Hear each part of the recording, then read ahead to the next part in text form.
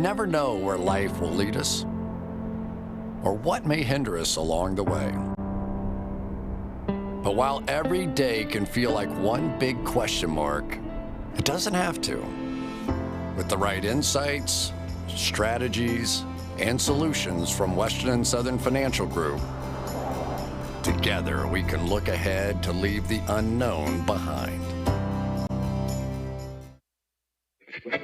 What's Pro Football Focus doing? Last week they had Brady. This week they got Brady. We're literally doing it differently from everybody else. As a matter of fact, moving forward from this point on, I will not make reference to PFF. Ready to get into it? Yeah. All right. We're going team by team. I would be very careful about slinging stuff. Am I going to get sued? We got legal on this? I like football season, and all the things that go with it.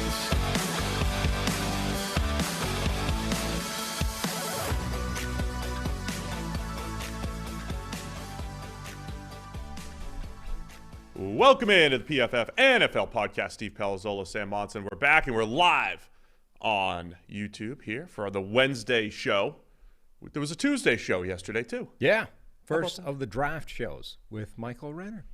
Yeah, so if you guys are just tuning in, we're just doing more content. There's more at PFF NFL Podcast, both on the YouTube channel. If you're listening on audio, you're just going to get more. More of Sam in particular, and definitely more of Mike Renner. And maybe the same amount of me. We'll see. We'll see. We'll do some three-way shows here and there. But that was great yesterday. It was a lot of fun getting Mike back on the show. Yeah, absolutely. Fun draft show, fun draft conversation. Let us know if you liked it or not. NFL Podcast at PFF.com is the email to hit us up with. Let us know what about that show you liked, what you didn't. You know, it's going to be, we're willing to take that wherever people want it to go. So we'll do what we can to put stuff together. But if there's stuff you specifically like, let us know. Yeah, always. Hashtag let us know. All right, today's show, we're going to do a little Monday Night Football review, talk some Tom Brady, what's next for him. A lot of job openings, not just the head coaching jobs, but several offensive coordinator jobs are now wide open around the league. Fascinating stories there. We're going to do a little ranking of the final playoff quarterbacks, the final 8. We got some new listener bets, explain the grade, and then we're out of here. That's it. That's the rundown. So let's start. Monday Night Football. The Dallas Cowboys finished up a super wild card weekend with the win over the Bucs. Wasn't really close for much of the game. The only thing that kind of kept it close was record-setting missed extra points that could have made it interesting at the end. But the Cowboys win 31-14. Really impressive performance by them. Ugly performance again by Tom Brady and the Tampa Bay Bucs. Cowboys move to the divisional round to take on the 49ers next week. Yeah, we had the two teams that we're both in a slump. Tampa Bay's lasting all season and Dallas lasting the last few weeks. And the question was always, were either one of these two teams going to pull themselves together for this game, or was it going to be truly miserable? Tampa Bay didn't pull themselves together, which made sense given that they basically haven't all year long. Byron Leftwich now been fired off the back of that game. Was that official? That was not. Todd Bowles did not confirm that at all. Oh, really? Well, it was reported yesterday. A lot of reports, but yeah, not sure yet. And then Dallas actually did pull themselves together, and that looked a little bit more like the Dallas that went on such a good run and put themselves in a really strong position, were challenging for the 1 seed in the division before they cooled off. That's good news, I think, because the theory of where Tampa Bay or what they could do in the playoffs was always based off faith more than evidence. And whereas we've at least seen Dallas play well, and the idea that Dallas could go and give San Francisco a game, I think is a pretty live possibility. The idea that that Tampa Bay team could do anything against San Francisco felt a lot more unlikely. Yeah, I mean, look, the Cowboys all year, you can't overreact to any Cowboys performance, right? They have certain weeks where they look incredible, right? The Colts game where they put up 33 in the fourth quarter. Forcing turnovers left and right. I think the high end that the Cowboys bring to the table is as good as any team in the league. It's just a matter of will they bring it that particular week. The low end, we've seen that as well, right? We've seen them trudge through games against the Texans. We saw them in that Week 18 game against the Commanders, which was as bad as it gets, right? And that's why nobody seemed to believe in the Cowboys, right? I think it brings you back to that lesson. You can't always react to the last thing you saw. And so let's remind ourselves of that too. As good as the Cowboys looked, I don't know if we want to, weigh this performance against the Bucs too much heading into this 49ers game, right? I think, remember when there was always 2 buys in Wild Card Week? it was easy to overreact to whatever happened in Wild Card Week and forget that the top 2 seeds were really the better teams, right? You'd always overreact and say the team that looked good in Wild Card Week is going to go beat the 1 seed or the 2 seed, and it didn't usually happen. So do we overreact to this Cowboys game where they looked good all across the board? Yeah, I mean, I don't think he needs to overreact, but they were a team that had struggled, and Dak Prescott hadn't played well for a while.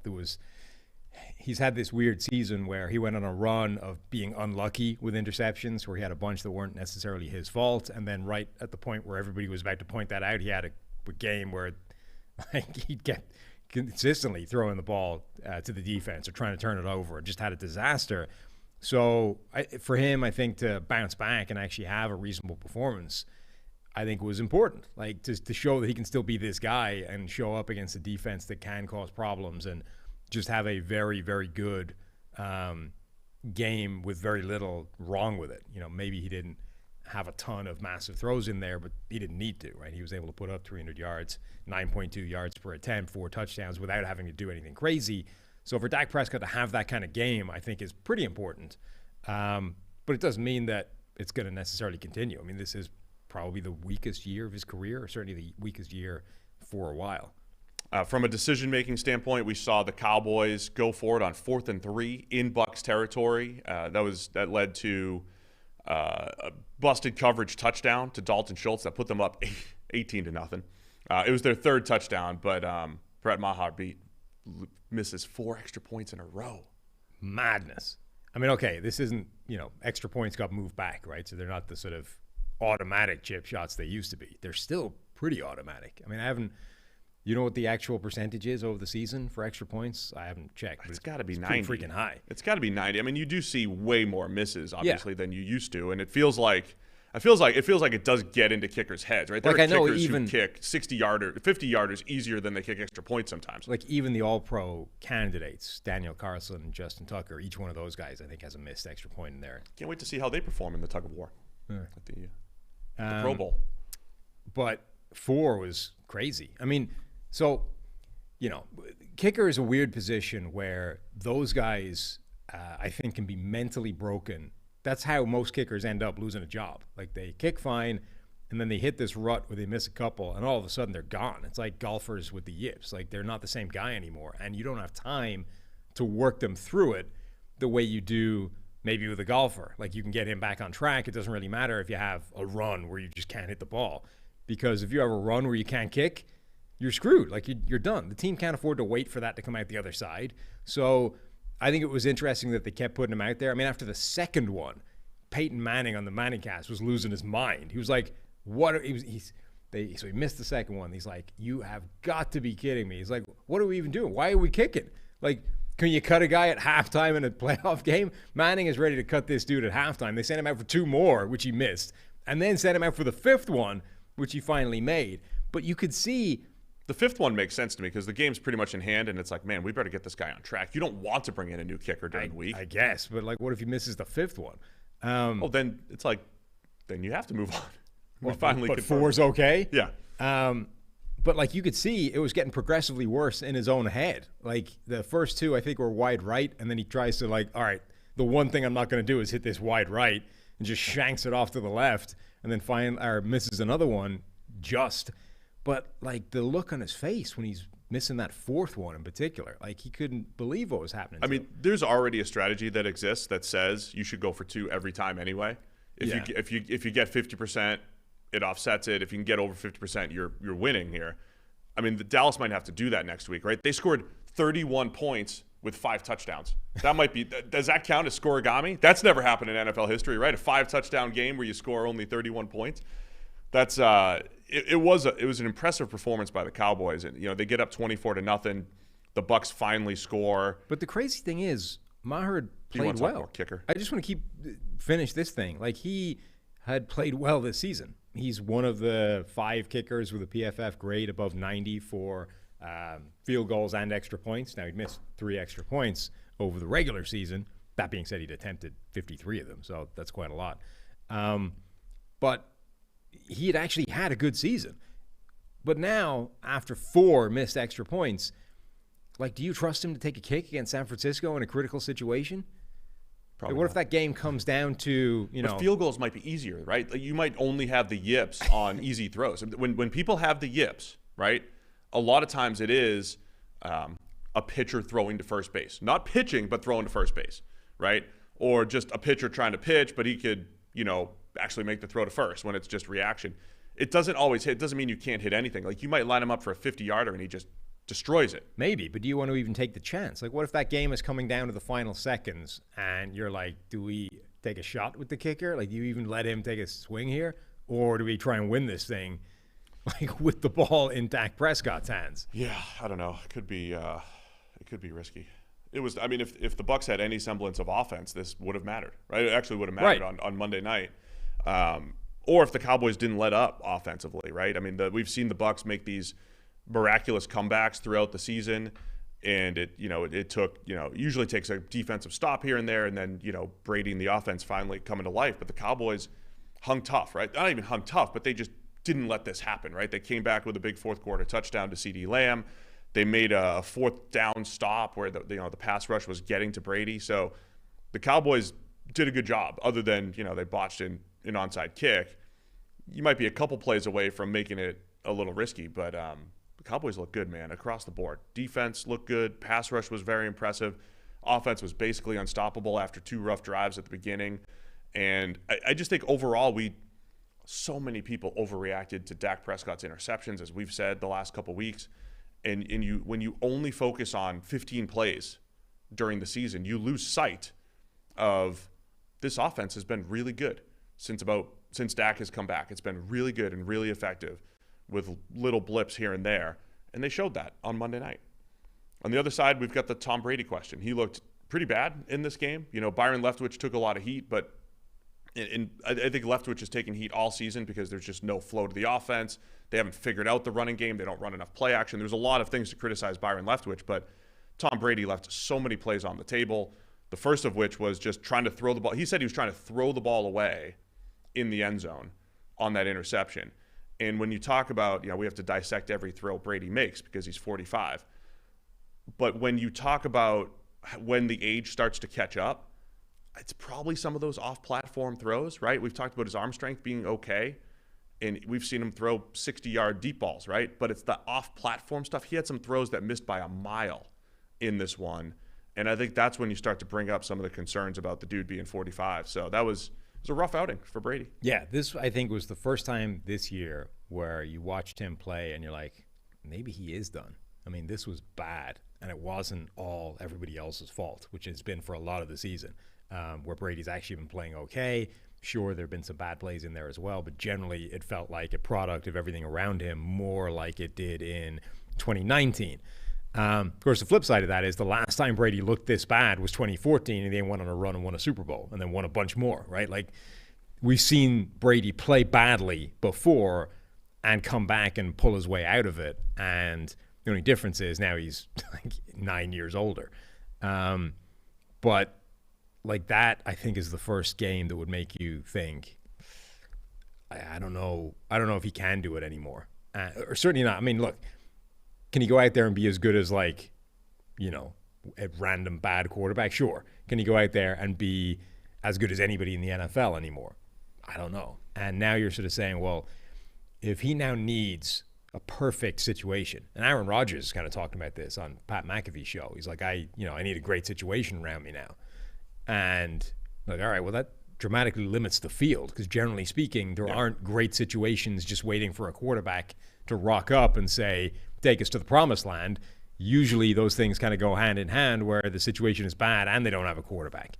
The only one that really leaps to mind, I know San Francisco is one that makes sense because Brady, Bay Area guy, there's a lot of connections there, but like, why would the 49ers want Brady at this point? I mean, it honestly depends on what Brock Purdy looks like in the next few weeks. If Brock Purdy ever goes back to looking like a rookie, right? Even in one game, it's like, okay, if we had, but even then, like, would Brady, you maybe it would be better. They've got like 3 options already in the building. Would you dump all of that for what has to be like a 1-year go round of Tom Brady at 46? I wouldn't.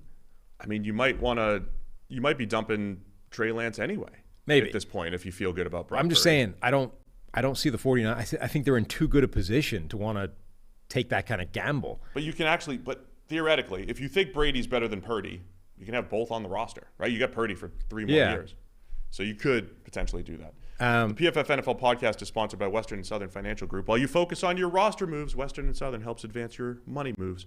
Buying your first home, planning to start a family, wondering how to make your money grow? Well, Western and Southern's playbook of life insurance, investment, and retirement solutions helps you rest assured on game day. Team up to understand needs and address goals with a game plan built just for you. Get started at westernsouthern.com/PFF. So I had to talk about our friends at Western and Southern. I heard Renner talk about their logo, how much he loved it and everything yesterday. It was great. The Raiders, I think, also make some sense. Obviously, the Josh McDaniels connection, the fact that they have some pieces in place, Devontae Adams, Darren Waller, a lot of the guys were injured this year, et cetera. Offensive line would be a concern, but you've got the offseason to work on that. But the one that jumps out to me is just making the most sense is the Jets. Like the Jets, I think, have a champion, they have a playoff they should have made the playoffs this year with Zach Wilson at quarterback for most of the year. With Tom Brady at quarterback, I think they're immediately a legitimate team. Their offensive line was one of the biggest problems this year, and it was banged up to hell. Like it should have been way better. But it should have been way, way, way better. Think of all the guys they're going to get back theoretically. That should be a top 10 offensive line. Here's the couple things to consider with Brady, and there are definitely things you can say. But the lazy analysis is he's 45, he's done, right? As soon as you see signs of weakness, you say he's done. But that's where people have gotten burnt in the past, right? The older he gets, the less likely it is that he can bounce back from it. But every time Brady has bounced back, it's been he gets rejuvenated, right? He gets motivated. He is the greatest competitor in the history of the NFL, right? Because he's been written off so many times and bounced back, right? I mean, he continues to do that. How much did this performance this year have to do with his age? How much had to do with everything happening off the field, the divorce, whatever? The fact that he missed training, it was so bad that he had to miss time in training camp. Tom Brady doesn't want to miss a rep, right? Did he actually prepare the same way this offseason that he normally does? Right? Like, these are fair questions to ask, right? If what we saw this year from Brady, which was a downtick in performance and a downtick in everything around him, if that's what to expect going forward, or was this actually an anomaly? And he truly physically does have 2 or 3 more years. The other question I have is, why did he not want to get hit this year? More than ever, right? If you're just watching a football reason, here's a football reason why Tom Brady wasn't as successful this year. He didn't want to get to a second read. Which really showed up in this game. It really showed up, right? So Brady's the best. You guys were ranking, right, the best decision makers ever and all that stuff, right? Brady's the best at pre-snap, right? You're saying, based off what you show me and then what you do at the beginning of the snap, I know exactly where I'm going with the ball. Well, you combine that with the fact that the scheme itself, Leftwich's scheme, doesn't actually scheme open receivers very well, right? So if Brady's first read doesn't have an open receiver because the scheme doesn't do a great job of that, he was kind of done this year. Very few times would he come off that, either because he just didn't want to get hit for whatever reason, or it was a lack of trust in the offensive line, right? Yeah. He didn't have Ryan Jensen from day one. Donovan Smith was not the same at left tackle. There was a lot of moving parts. So if you're a team, the Jets, the Niners, like if you're the Niners, right, do you actually look at Brady and say, I didn't like this level of performance right here. We can get that from Brock Purdy. Or do you say, guess what? We'll have the first scheme. We'll have the first reads for him. We'll have a better offensive line for him. We'll protect him. He's still Tom Brady. Even if he's 46, he'll be better than Brock Purdy. And by the way, we could stash Brock Purdy on our roster for the next 2 years if we want on a rookie contract.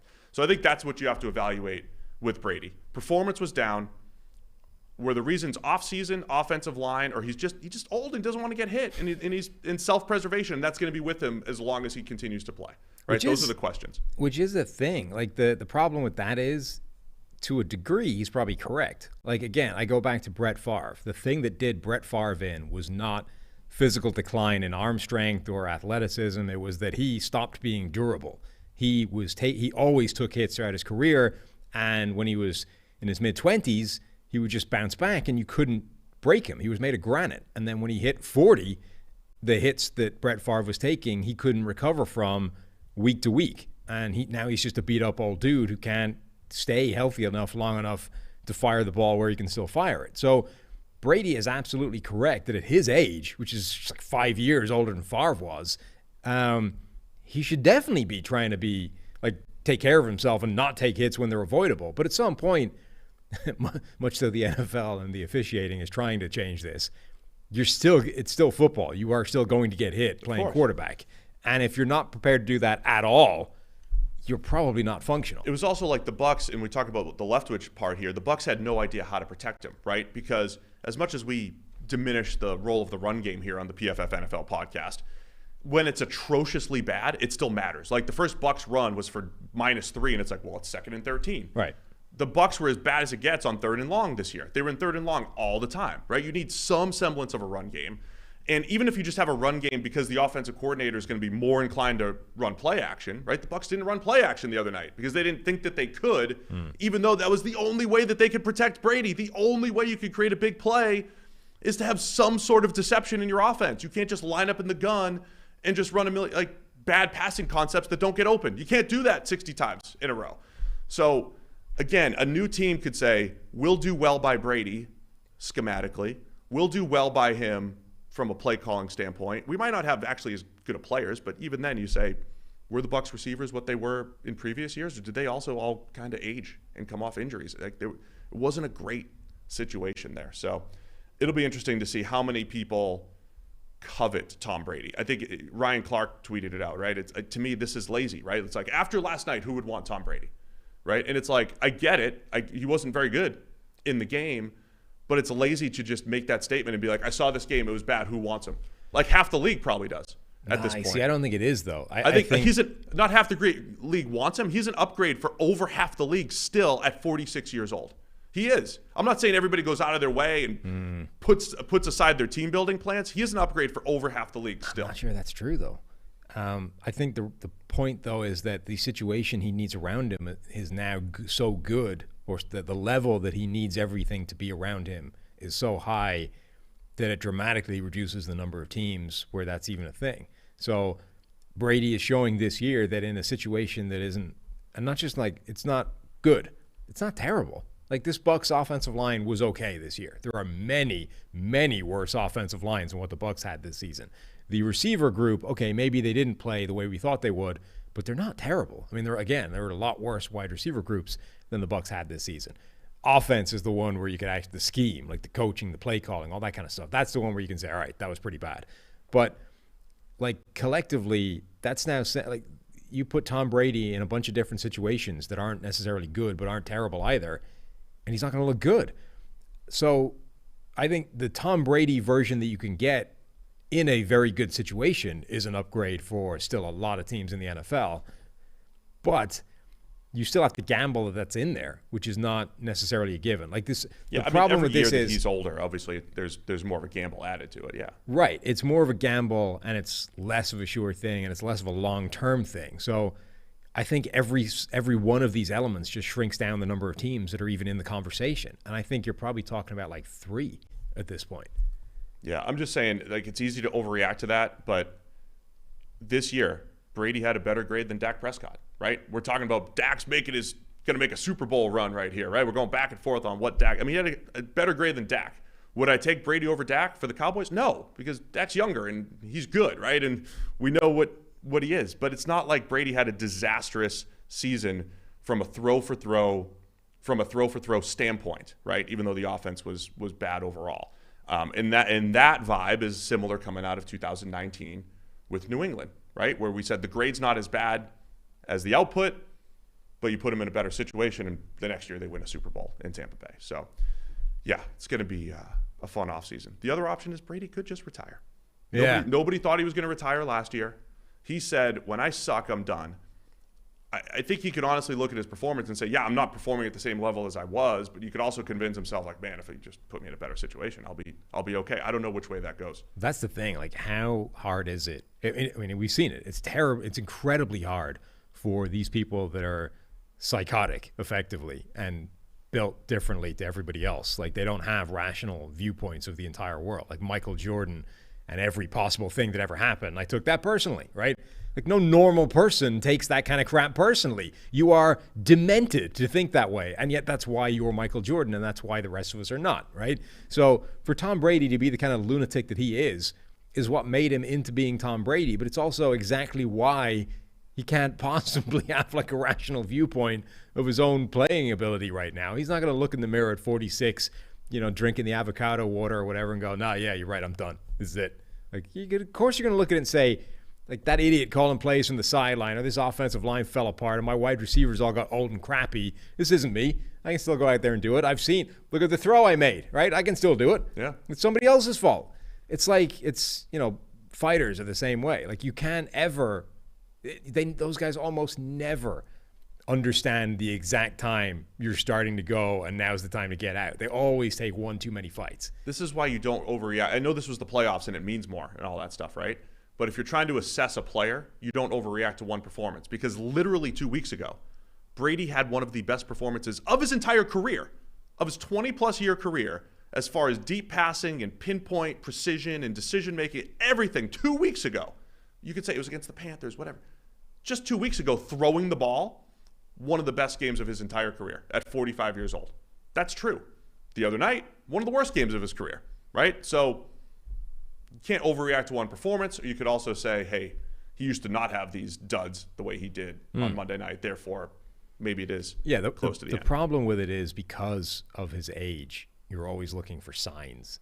Like you don't want to be the team that's there 1 year too late, right? So every time when a guy is at this kind of age, which obviously is pretty unprecedented, you're looking for, well, is this the sign that says he's done, and you don't want to make that investment? Because if you get him and he's on the way down, like, you don't want to get the 2015 Peyton Manning year, having just seen the 2014 one where there's some signs in there and you kind of saw it coming, and then you jump in with like, great, we got Peyton Manning. Oh, we got this version of Peyton Manning. That's not good.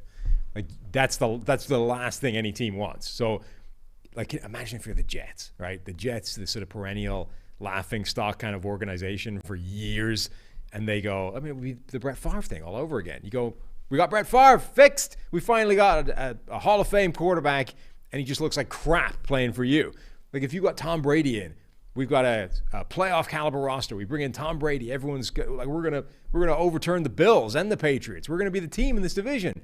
And then you get the Marino year, 99 or whatever it was, the final Marino year. 62-7 Jags, baby. Right, where he just looked awful. Like, if you did that as the Jets, you take you a decade to live that down. That's why the Niners might be able to do it more than anyone else. They could have Brock Purdy as the backup next year. So we're going to try to hit, like, they might win the Super Bowl with Purdy. Who knows? Right. All I'm saying is they might look at Brady and say, he'll be the guy that puts us over the top if they don't do it this year. We've got Purdy as a fallback. We'll move on from Trey Lance or something to that effect, right? The Niners might be able to do it, where the Jets would say, we're going all in with Tom Brady. If we don't, whoever the backup is, we're screwed again. Mike White. The NFL playoff action continues. That's right. We're one step closer to Super Bowl 57. And for the divisional round, check out DraftKings Sportsbook, an official sports betting partner of the NFL. New customers can bet just $5 and get $200 in free bets instantly. Plus, all new and existing customers can take a shot at an even bigger payout with DraftKings stepped-up same-game parlays. I'm seeing people win these left and right, especially if you follow some of our friends over at PFF.com. Boost your NFL winnings with each leg you add up to 100%. So download the DraftKings Sportsbook app and use code PFF. New customers can bet $5 on any NFL divisional round and get $200 in free bets instantly. Only at DraftKings Sportsbook with the code PFF. Minimum age and eligibility restrictions apply. See show notes for details. All right, let's talk a little NFL job openings here, Sam. Not only are there several head coach jobs still available, sounds like John Harbaugh is going back to school. A lot of head coaching jobs, but also a lot of offensive coordinator jobs that are open right now. Chargers, Titans, Patriots, Jets, Rams, Commanders, maybe the Bucs if some of the rumors are true about Byron Leftwich. Look at it. Like, these are, not only are they jobs, but there's a very attractive one at the top, the Los Angeles Chargers, right? A lot of people want that one because, I want to work with Justin Herbert. Right. But the Patriots with Mac Jones there, the Jets, who you just said there's a pretty good situation there. They got to figure out. They're now interviewing Nathaniel Hackett for that job. Are they? Yeah. Yeah. Well, they got, they'll figure out quarterback. It's just the Jets. Like, does anything in the world scream like bad process more than, look, somebody has to get fired because we didn't do what we needed to do. So now we're going to downgrade from Mike LaFleur to Nathaniel Hackett. Like, Is that a downgrade, though? Hackett's Yes. He's been an okay offensive coordinator. Right. With Aaron Rodgers. He's been better with Rodgers. Mike LaFleur, the rumors are he'd be going to the Rams, though. That rumor's already out there that Sean McVay wants to bring in Mike LaFleur. There's rumors about our old friend Zach Robinson potentially getting a look from the Chargers, going across town, which would be awesome, right? We'll see what ends up coming up there. But the Chargers one, I know there's head coaching jobs to discuss, but the offensive coordinator thing is fascinating because this is what the league is wanting, right? They want the next young mind, and those are the guys that were getting all the head coaching opportunities for a while, and there's a lot of coordinator jobs out there right now. Ben Johnson, the Lions offensive coordinator, who I've been talking up a lot this season, has removed himself from job discussions, head coaching job discussions. Like, he's obviously not going to jump from one offensive coordinator position to another, but he's basically told whatever remaining teams are there that he's not interested in a head coaching gig. He's going to go back to the Lions, which I think is pretty interesting. Yeah, I mean, he's pretty young too, and I think it's such an interesting world, right? Because there are people who interviewed for, say, GM jobs 3 or 4 years ago who don't get interviewed anymore. Right. And it was either because they didn't interview well, or they weren't the right fit, or they're actually not good enough to be a GM, or something to that effect, or they just kind of like lost a little bit of momentum, right? This is where momentum actually matters. Momentum might not happen in a game, but it actually matters, I think, in the job market, right? So if you're a team that was hot 4 years ago, I mean, look at Byron Leftwich a year ago at this time. Yes. He was essentially handed the Jaguars head coaching job, but he didn't want Trent Baalke there. So Byron Leftwich goes from hot head coaching candidate because his offense was incredible. In 2020, they win a Super Bowl. 21's the best offense in the league. Byron Leftwich, head coaching candidate, to potentially fired as offensive coordinator just a year later. Yeah, I think there's a lot to be said for, look, everybody would love the right opportunity to come along, but you might not get the right one, and you may be better off taking an opportunity versus letting the opportunity disappear in the first place. Like, there's no guarantee that even if you get better, that the situation around you doesn't deteriorate and you carry the can for that. Like, we've just talking about the fact that these job decisions are often made not on merit. You know, you did a bad job, you're being fired. It's like, no, something happened bad and somebody's getting canned, and you are low enough down the totem pole that you're the guy. Like, you're a scapegoat. You're getting dumped because the head coach isn't getting dumped, and the GM sure as hell isn't getting dumped, so it's you. See ya.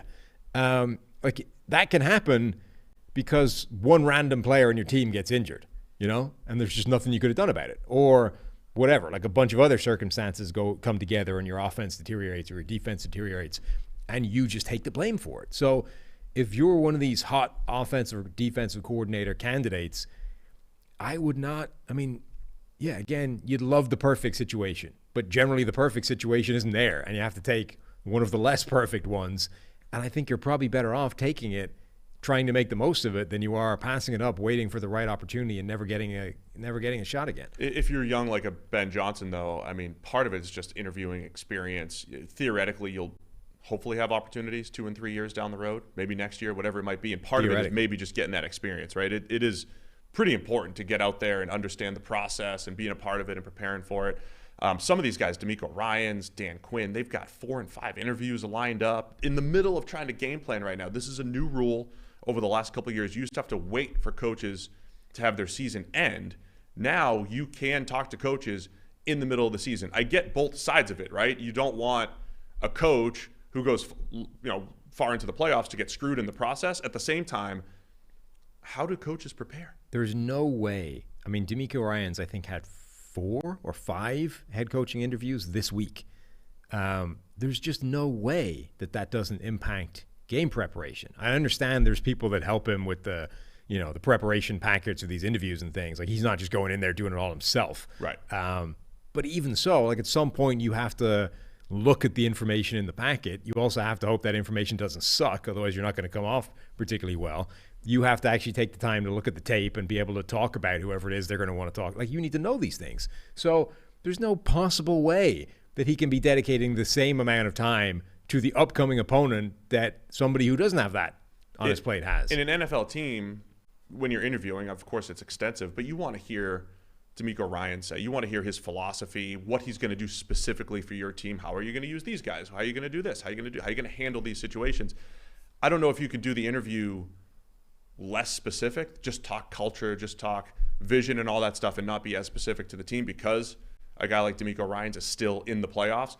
But then how do you compare the interview with him versus somebody who that's all they're doing, right? It's their offseason, right? And they come in and they're fully prepared to talk everything about your team because they have the time to do that right now. I mean, when, I think this is a fair thing to put out there, but when Zach Robinson was talking to the Rams about that job, he went and watched every throw that Jared Goff had the previous season twice, right? And had a giant binder about what they did week to week and how they changed things up and how they, that took an insane amount of time, even with, PFF's video system and the ability to do that in a much more streamlined fashion than other people do.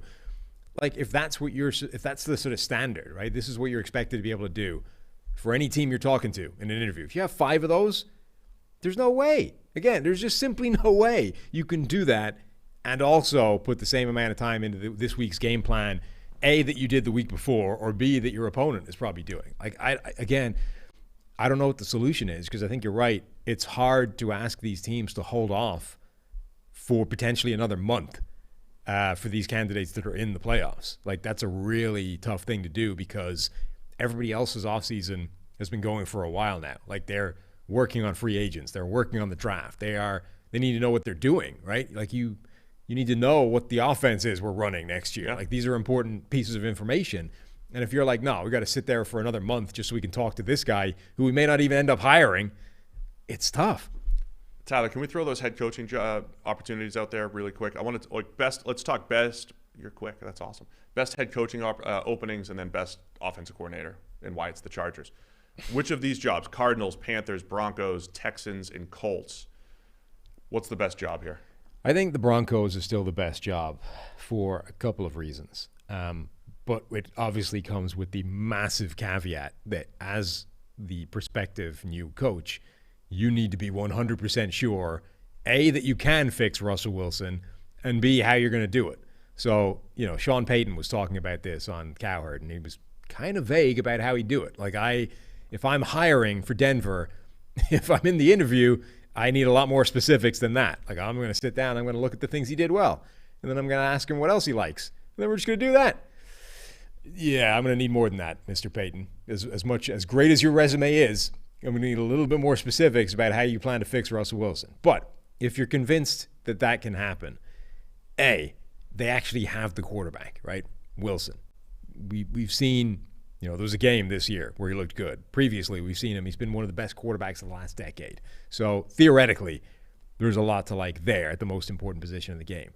The receivers are good. The defense was amazing this year. There's a lot there. Then on a personal level, they're owned by the richest owners in the NFL by an order of magnitude more than anybody else, which has multiple benefits. One, they can pay you whatever it takes, right? If your salary is now $20 million a year, it's not going to be anything to them. B, potentially you can get money out of them to invest in all those cheat code areas where there's no salary cap restricting you. Maybe they can build you an all-star coaching supporting cast. Maybe they can invest in a bunch of other areas that will gain an edge over everybody else. There were reports out there that there's various ways teams are incredibly cheap throughout the NFL. If you don't have an owner that cares about that, if your owner is happy to spend money, it's a better place to work. It's a better place for players to want to come to. It enables you to bring in coaches that other teams don't have a shot at. So I agree with you that the Broncos are the best coaching job as far as upside goes. And I think that's what you're referring to mostly there. Like, who could have the most success there?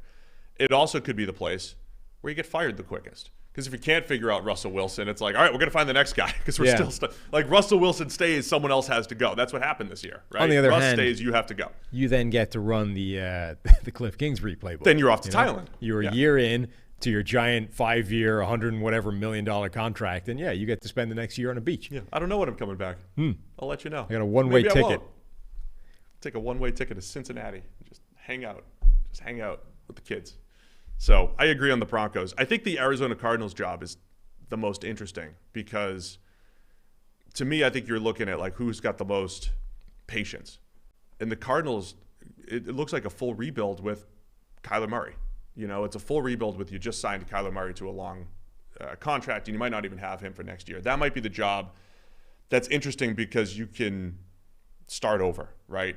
Other than quarterback, but that's a good thing, right? The other teams have to look for a quarterback, or they have to rejuvenate Russell Wilson. I'd be intrigued by getting the Cardinals back on track almost from scratch, and being able to maybe have some patience as well, just because Kyler's going to miss some time next year.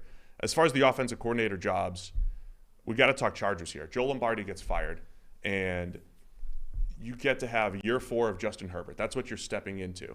So on one hand, expectations are going to be high. How do you get the most out of this guy? On the other hand, it's like, all right, let's go get this guy to have an average depth of target over 8. Let's just throw the ball down the field. Let's get Justin Herbert to not play the game like Alex Smith. That seems to be certainly the most intriguing offensive coordinator job out there. Oh, I think this is by far the best. I mean, again, if you're offensive coordinator, your starting point should be who has a quarterback. Do I have a quarterback? What am I working with there? Justin Herbert, okay, Tennessee with Ryan Tannehill, that's not terrible. The Rams, obviously, with Matthew Stafford. The problem there being, I mean, are you really doing things, or is that Sean McVay's running the offense and you're just the guy saying, yes, sir? Like, you being tasked with unlocking the full potential of Justin Herbert is by far the most attractive gig there. Though the Patriots offensive coordinator job is interesting because they have literally never changed their scheme in over 20 years, right? Since Belichick showed up in the year 2000, same terminology and everything. I can't say what they're using. A lot of stuff. Okay, hand signals, a lot of stuff. Yes, not only terminology, but I know people who knew the hand signals 10, 15 years ago, and it's like, man, when I watch them, I see the same hand signals that we like. It's the same everything, which is fascinating, right? So, but they're interviewing Jaguar great Keenan McCardle for the job. Like, they are the Patriots. Vikings wide receiver coach. Bill O'Brien is the most obvious candidate. Yeah. And they wouldn't change the offense, right? He ran the offense over 10 years ago, and he was the offensive coordinator for Brady for a couple of years and all that stuff. So they could just go down that path. But it'll be interesting to see if Bill Belichick completely changes things. It's also no guarantee, by the way, that McCardle would run this sort of West Coast offense that he's been coaching in. I mean, he's been the wide receivers coach. Like, oh, right. Doesn't mean like just because he's been doing it in these different systems. It would be, but not only are they running the same system, but they've never worse than what they had last year. Yeah, it's all perspective there, right? Yeah. I mean, there's something to be said for that. Coming in, you don't want to be the guy that follows the really good guy. You want to be the guy that follows the really good guy. It's true. You come in after the letdown. All right, I want to tell you about the easiest and most fun way to spice up the playoff football season. It's Underdog Fantasy and their pick'em games. All you do, you look for your favorite or least favorite players' stats and pick whether they'll end up with higher or lower totals than the number in this week's game. And you can win up to 20 times your money in a single night. Underdog keeps it super simple with their easy-to-use website and mobile apps. You pick between 2 and 5 players for your pick'em entry, get all your picks right, and you'll take home some cold, hard cash. It's simple to get started. Just head to UnderdogFantasy.com or download the app. Sign up with promo code PFF, and Underdog will double your first deposit up to $100. That's Underdog Fantasy, promo code PFF. Get in on the action today. What do we have next on our list here, Sam? I lost track. We have a couple of listener bets, but we're gonna, I think, do ranking the playoff quarterbacks first. All right, let's rank the NFL remaining quarterbacks. 8 of them. 8 quarterbacks left. All 8 of them, by the way, Eli Manning said today, were counselors at the Manning Passing Academy. Really? Mm-hmm. Good for. Look at the Manning coaching tree is strong. Manning's, by the way, fascinatingly as well. A lot of people, I think, like and watch the Manning cast, but they only do like 11 games or something in the season. So obviously the next question is, well, let's make it all the games. What's this 11 stuff? And they're like, nah. No, I wouldn't. I would only work the 11 days a year. Yeah, but they're like, no. And they kind of, obviously they dressed it up like, well, you want to leave them wanting more. You don't want to try and push it too far. There's definitely something to that. It's first off tough to do. It's tough to be that entertaining. Like, you run out of material. There might be something to it, but I think a lot bigger part of it is Peyton and Eli going, I don't want to do this for 17 weeks when I can do it for 11. Yeah, because they're probably getting paid really well to do 11 and not that much more to do. Yeah, I mean, those guys have control over everything they're doing. They can do whatever the hell they like. Like, what if we just want to do 1 podcast a week? We were going the other way. We're like, man, let's do 5.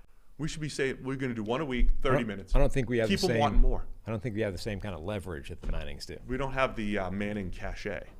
All right, let's rank the remaining quarterbacks. You want to give your list first, and I'll give mine, and then we can fight it out. Okay. Starting off with Patrick Mahomes, MVP, Stevenson Award winner this year, best quarterback in the NFL. Joe Burrow, number 2. Josh Allen, number 3. Jalen Hurts, number 4. Trevor Lawrence, number 5. Dak Prescott, number 6. Wow. Danny Dimes, number 7. And Mr. Irrelevant, Brock Purdy, number 8. I think your list almost directly correlates with PFF grades this year. It's close. Maybe with more. No, there's a couple. I think they're different. It's pretty close. I think Burrow finished number 1, didn't he? Yeah, but it was like flipping a coin between Mahomes, Burrow, and Allen with their grading. And then if you look at WAR, it's Mahomes. So, yeah. I mean, I have Mahomes 1 as well. I mean, I think the real debate spots, right, is like the top 3, Burrow and Allen at 2 and 3. I don't know. I think most people would take Mahomes first, but we said last year at this time, like, Mahomes wasn't as good as Allen last year or Burrow. Mine, by the way, is specifically like now. Just right now. Not generally or going forward or whatever. It's like It's just the for games the are playoffs. happening this weekend. These are the quarterbacks I think are in best order. Yeah, I think that's fair. I mean, so I'm – Because, for example, I think Josh Allen might be a better player than Joe Burrow, but right now the guy is a little bit scattershot, you know? And I'm losing a little bit of faith in that. He is. So I'll give you my list. I also went with Mahomes number 1. I think you trust him the most right now, the way he's playing, the way he's facilitating that offense. I did go Josh Allen number 2, but I think I you know me, Sam, I'm the upside guy, right? Even though Josh Allen might make more mistakes than Mahomes and Burrow on a weekly basis, 7 big-time throws last week, like he's going to go win playoff games for you. Okay. All these guys can win playoff games, but Allen really can, especially with the rushing ability and everything he brings to the table. Okay. So I went Allen at 2 and Burrow at 3. That's fine. You said you're the upside guy, but then you put Dak next. Then I put Dak over Trevor Lawrence. And Jalen Hurts. And Jalen Hurts, yeah. Yeah. So then I started leaning more on longer-term performance. So you're the upside guy through 3 players. I may have overreacted to Jalen Hurts coming back off injury in Week 18. Yeah. No, I think so. Dak's track record of multiple years of playing well, I'm going with that over Jalen Hurts having one good year. And the greatest quarterback prospect to come along in a generation. Yeah, but I've also seen Trevor Lawrence the last 2 weeks. He hasn't been great. He hasn't been great overall. It's not like Josh Allen. Like Josh Allen's played better than Trevor Lawrence with all the high upside plays, despite some of the mistakes Allen has made. So yeah, Dak 4, Trevor Lawrence 5, Jalen Hurts 6, the great Daniel Jones 7, the great Danny and Dimes. Brock Purdy 8. So to me, there's a little bit of I wonder track record here where I went with Dak at 4 and then figured out Lawrence and Hurts at 5 and 6. Maybe Hurts should be 5 and Lawrence should be 6. I wonder close the for me. people that the full Brock Purdy stands, you know, the guys that are comparing him to Tom Brady and Joe Montana and all this kind of stuff, like how high would they put him up that list? Just Purdy, or did you say Daniel Jones? No, Purdy. Like even the truly demented Brock Purdy stands, the guys that are like pushing the full craziness of this, like how high would even they rank him? I don't know. I don't know who you put him above.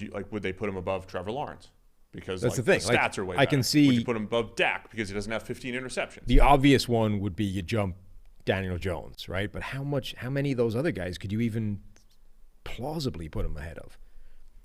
Yeah, not many. I don't know, man. I mean, I think some of the Daniel Jones hype I'm seeing is out of this world as well. Yeah. And all we try to do is bring perspective. As I said earlier in the show, the overreaction to Wild Card Weekend historically is it's just legendary, right? The funny thing is, right? Because again, people like always treat PFF like a monolith. There's one opinion from PFF, and that's it. Everyone gets tarred. Look at you with and me. We just had different opinions. I know. So people were. I had some people on Twitter complaining that you just never come off your Daniel Jones take. It's like I've had about 3 different Daniel Jones takes in the last 4 years. Like didn't like him as a prospect. Was actually reasonably pleasantly surprised by him year 1. You liked him after year 2. Right, was talking him up after year 2, Yeah. and then he kind of stank. And so I've been all over the place on Daniel Jones. And then this year I'm kind of pushing back saying, he hasn't actually been as good as a lot of the hype surrounding him. So the last thing I think I can be accused of is sticking to one rigid Daniel Jones take since I first saw him play. I will say, if I have a weakness, I don't even know if this is a weakness. I think other people might view this too. I think it's easy to underrate the rushing contribution of quarterbacks. If I have a weakness. Just one. If I only have one. And even that one, you're walking back mid-sentence. I don't make mistakes. Yeah. If I have a weakness, which obviously I don't, carry on. Which I don't. But if I did have one, maybe, just maybe, I underrate rushing performance. But here's why I walked it back, because I'm like, how many times on the show am I like, I like this rushing quarterback who raises the floor of the offense. But when you go and you're like ranking the quarterbacks and what they're bringing to the table, maybe I'm underrating Jalen Hurts and Daniel Jones because of how much their offense relies on their legs. And it's really, really valuable, right? When the quarterback runs, not only is it probably a good idea because you're usually running when the offense gives it to you if you're a running quarterback, right? You're usually running when the scramble is open or when you read the defense and have the numbers advantage as a runner. That's part of the reason why QB rushing is valuable from an EPA standpoint, because you're choosing the right place, essentially, to run. And then when you do that 8, 10, 12 times a game, you are adding hidden value. So maybe we're underrating Daniel Jones and Jalen Hurts and their contributions to their particular offenses with their legs, which, by the way, Dak did a great job of the other night. He's always been capable, and he showed that the other night, had a rushing touchdown, a couple key scrambles. You're right. You have no flaws. There we go. We talked myself down from having any flaws.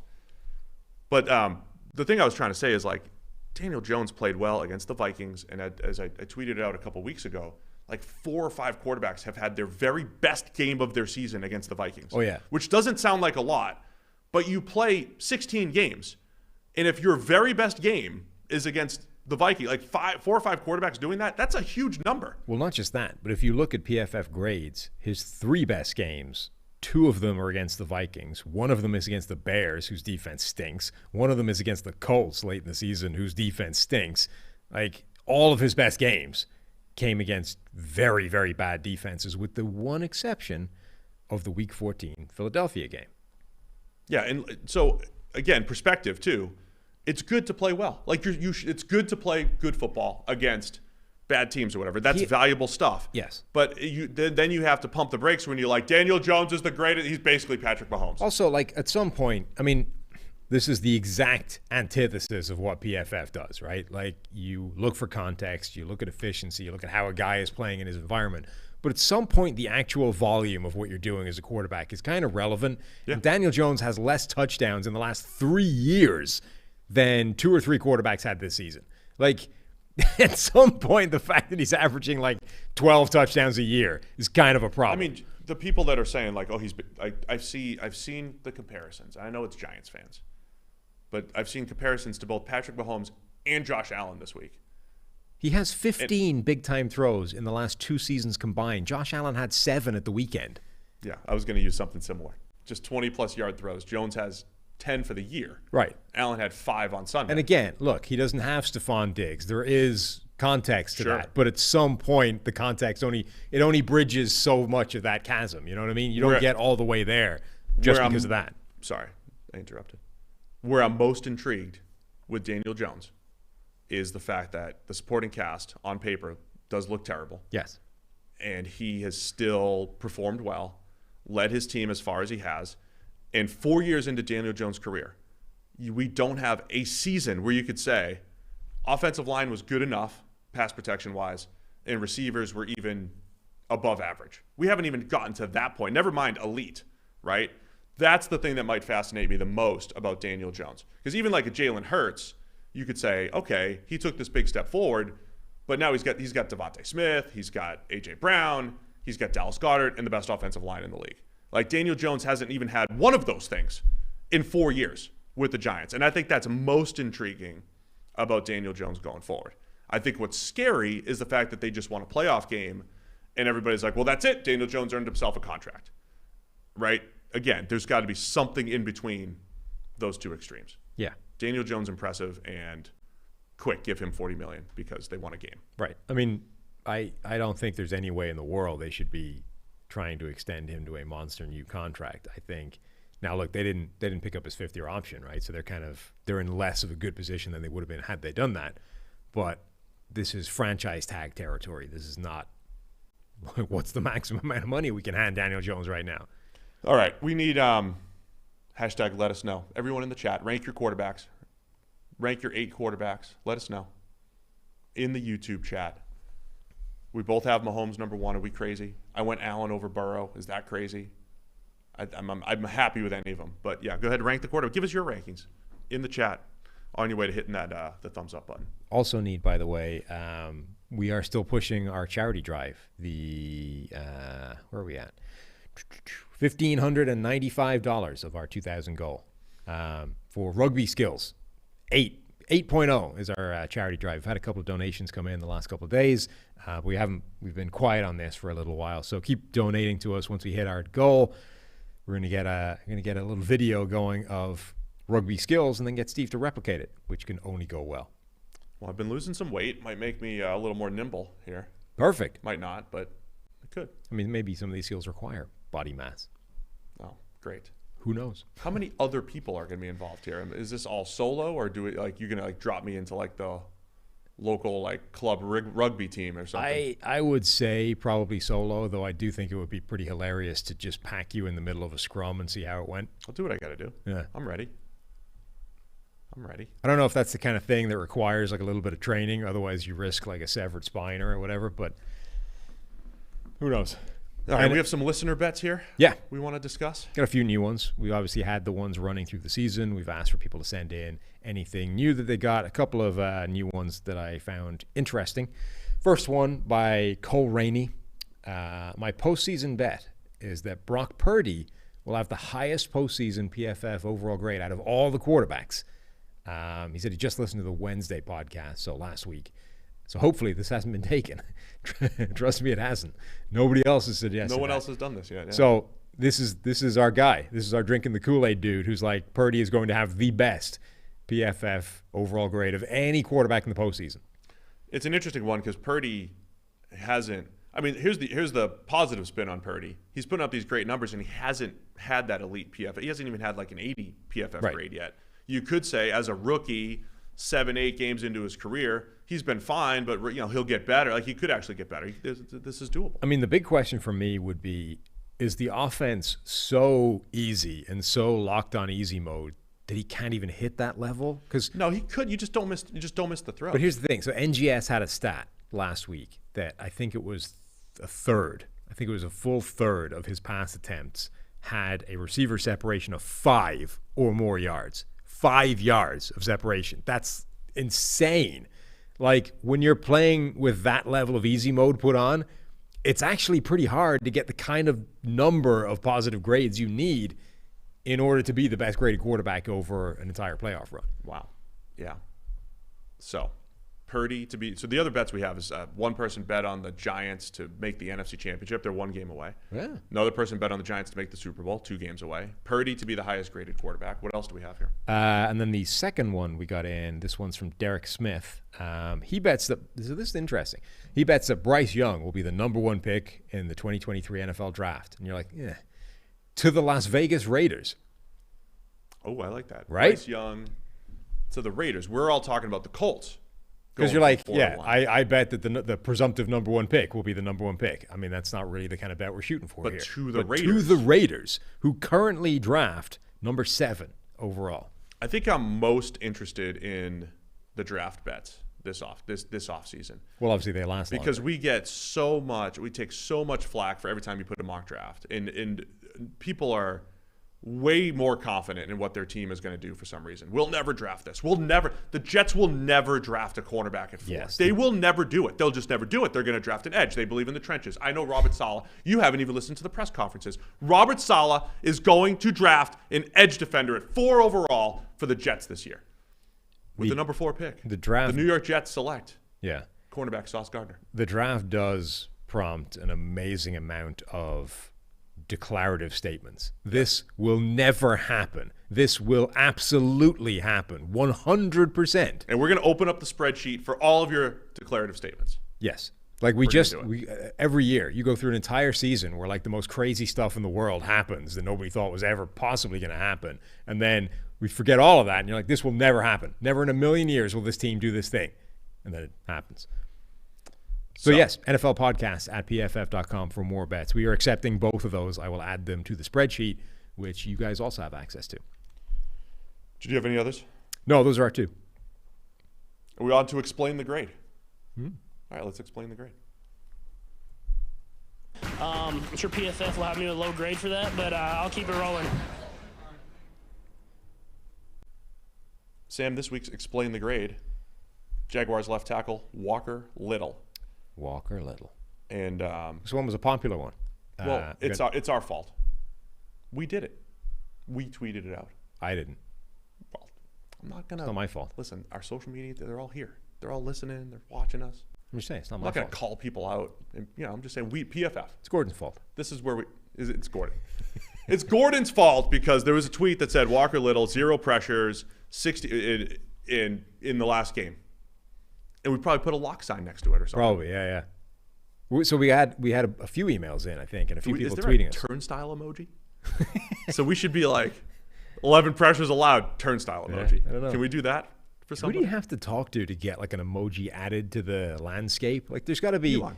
This surely has to be a thing, like an updating, a living, repository of. You can emojis. make your own in Slack, which is good. I got my own. Right. I got So my Slack, own but emoji. who adds them to the Twitter world or your Elon text, Musk. You think you just phones DM, and stuff? DM Elon. I think he'll get that. You just message Elon. Get that through. He's Throw it probably on not busy. Throw it on the to-do list. Anyway, we had a bunch of messages. We had an email through from Sam Romero. Walker Little, Jags left tackle, stepping in because Cam Robinson is still injured. 0 pressures on however many it was, 50-something pass blocking snaps. But he had a 59.5 PFF grade and a 62.2 pass blocking grade. And Steve, that just makes no sense. It makes no sense. What the hell? How does a guy give up no pressure and have a rank average grade? What the hell is going on? There's one missing stat there because he didn't allow any pressures, but there was 7 other snaps in which he lost. 7. Yes. That's quite a lot. That did not become pressures.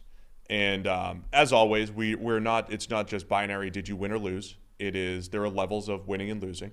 Some were not egregious. Others were. Right. There was a play where Khalil Mack late in the game tosses him to the ground. But Trevor Lawrence, he didn't get there in time. Like Mack didn't get there in time. Right. So it doesn't change the level of block. It was just the ball was out. Right. So perhaps we have win rates and all that stuff. Perhaps we should show win rate a little bit more rather than just pressures, because we do have these slew of plays in a given game where guys have these quick wins.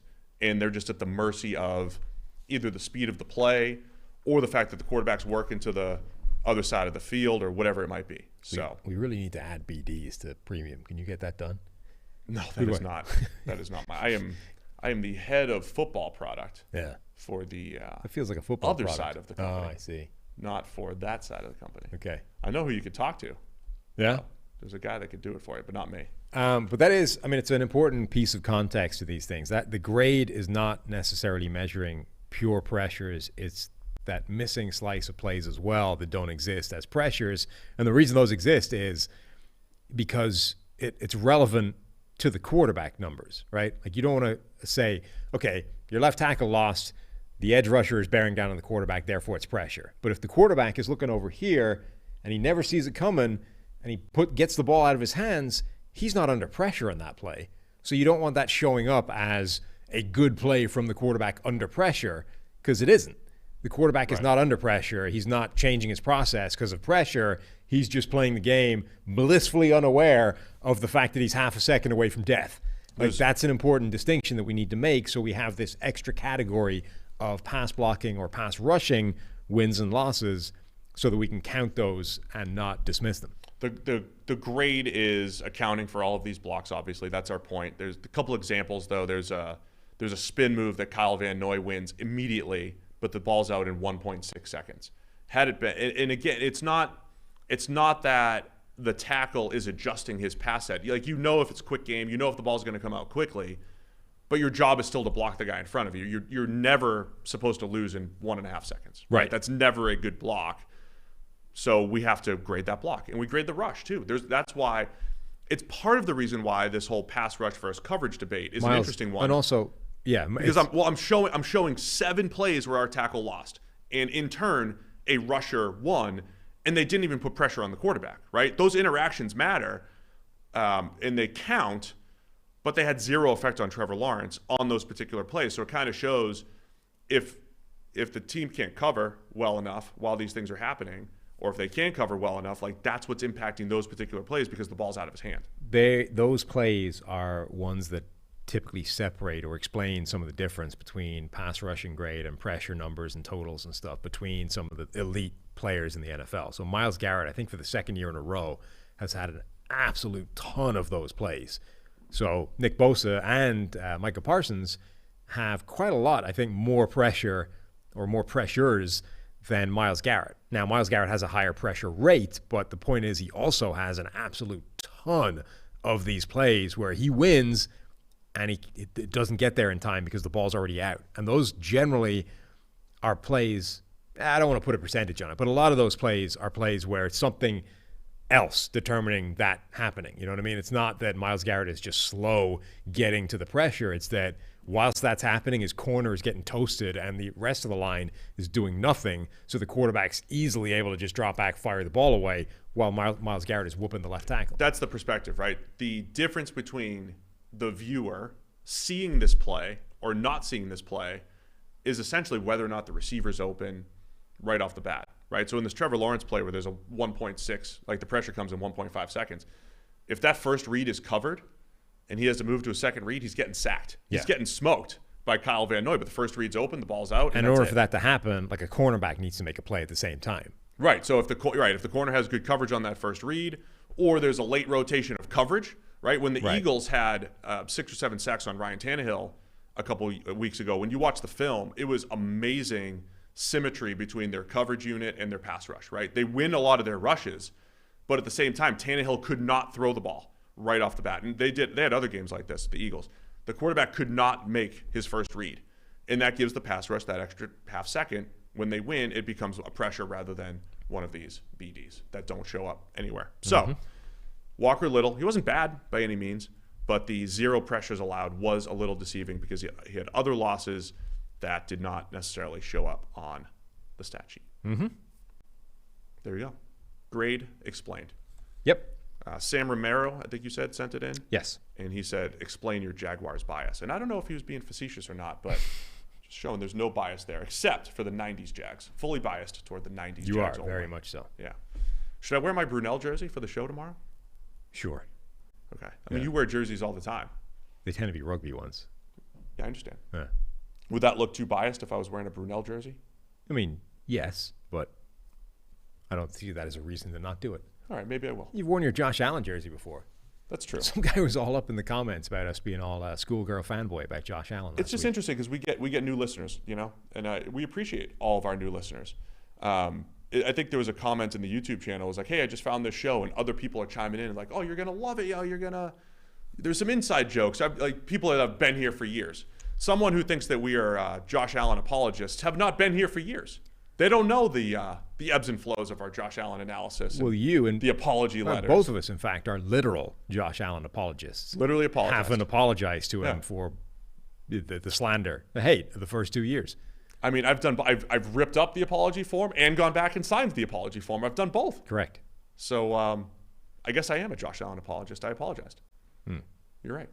Full circle here. I also think, by the way, it is entirely possible to bring rational and nuanced and balanced analysis whilst also thinking that Josh Allen is, A, both an incredibly exciting player to watch, and B, the more you see of the guy, appears to be one of the nicest human beings in the world. Like, he's a very easy person to root for. And I'm sure there's a lot of players in the NFL that are, but, like, I don't have a problem with putting that out publicly. Like, Josh Allen is a nice guy to root for. I have no problem hoping the guy does well. All right, I need a minute here for that then.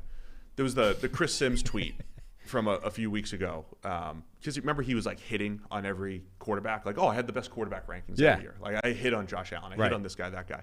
And at some point he said, well, I want to be an NFL GM one day. Yes, I make these rankings because not something, not to please people, because I want to be an NFL GM. And nobody loves ranking non-quarterbacks more than me. Quarterbacks just give me headaches. I love ranking players. I love all that stuff. But that's not the GM's job, right? And when we're ranking players, we aren't privy to the thing that the Bills probably fell in love with, which was Josh Allen the person, in addition to all of those tools and all that stuff, right? We're not privy to that information, which is extremely important.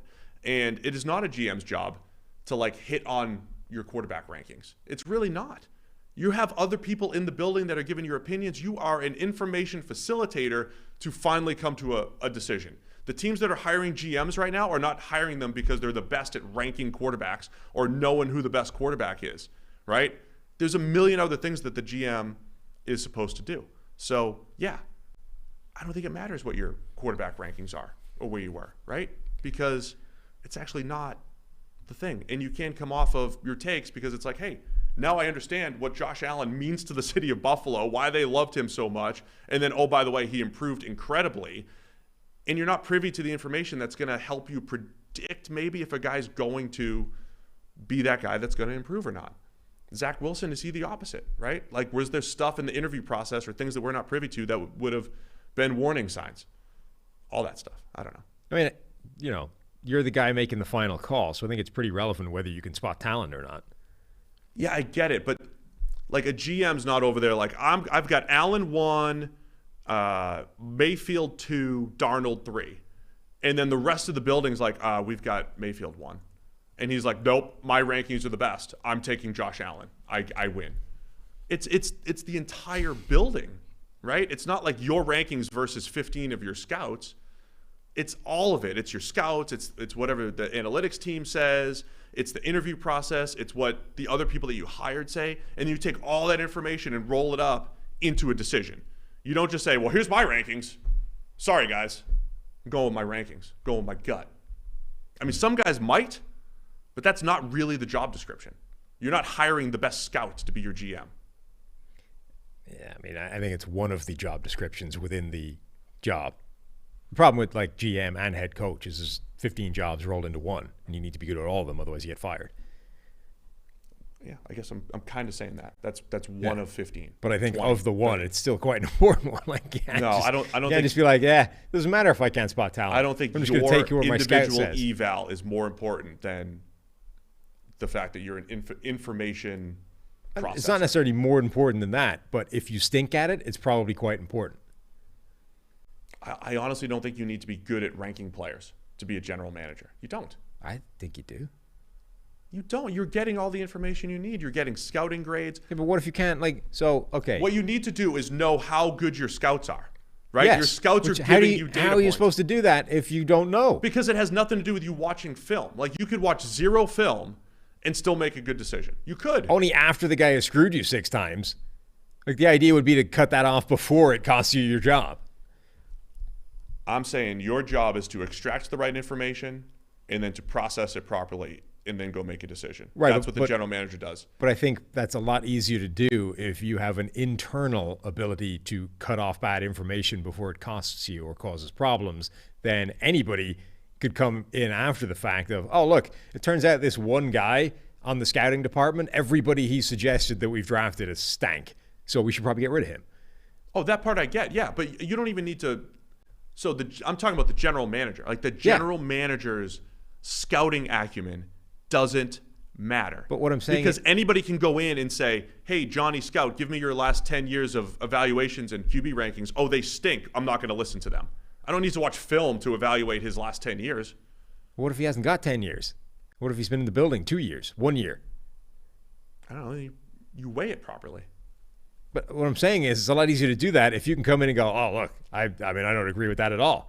And cut off bad information before it actually causes problems. I understand. I'm not saying it's not useful at all. I'm saying we overrate the fact that, whoever can put a ranking next to quarterback names, and that's the thing that's most valuable. I mean, picking the right quarterback or picking a quarterback is the most valuable thing, but it's not because you're the best scout. We're only a day into this new expanded PFF NFL podcast show, and already you have caused a revolt within the staff. Oh, what'd I do? Gordon said they did not put a lock emoji next to the Walker Little tweet and demands a retraction live on the air. I've suggested that we don't delete takes, and now he's mocking my putting a cup inside a cup, which is not because I don't understand how cups work. It's because it takes up less space and is less cluttered. I'm being neat, tidy. Since I'm flawless, I'm gonna have some humility here. Oh, I will retract the lock emoji. I didn't say it that it definitely had a lock emoji. I said it probably did. yeah. So I retract. But don't apologize. No, I won't. Okay. I retract the statement that the Walker Little tweet had a lock emoji. However, I won't apologize for my missteps. That sounds like a very flawless attitude. Yeah. The whole social media team's going to hate me. Yeah. Uh-huh. Pretty good chance that happens. Guess what, Gordon? The next time we tweet out a guy with a 60 pass blocking grade with like 0 sacks allowed, I'm going to call that out too. Great. Draft season's coming up. We're going to have the 0 sacks allowed tweets coming up. Yeah. They're misleading. Don't mislead the people. Well, sometimes they might not be. They That's might the not thing. be. You did it with Zach Martin the other day. You talked about his sacks allowed. They weren't. That wasn't misleading. It wasn't because he's awesome. Yeah. It's got to match the grade. And he's been really good pass blocking this year. It's the run blocking where he's slipped that. He's still kind of misleading the people. You're using like the 5th best stat for pass blocking. No. That's the point, though. It's not misleading unless it takes you in a different direction than the rest of the data would take you. Like it's just a bad data point. We're all just trying to get better. All right, let's end the show. It's been a great show.